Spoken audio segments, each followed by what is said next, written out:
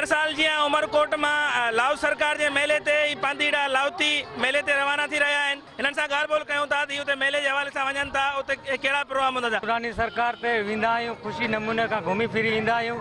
हैदर हैदर जो नालो वठंदा आहियूं। खाइण पीअण नाओ छाछरे खां असीं निकिता आहियूं।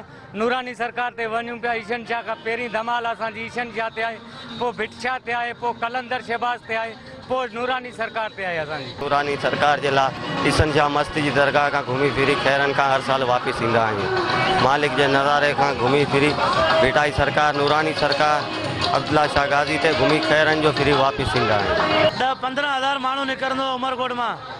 सभु लावती आहिनि, सभु लावती आहियूं। असां कमु धंधा छॾे इन पंध ते वेंदा आहियूं। अती पाण बस जा कंडक्टर आहियूं, क्लीनर आहियूं।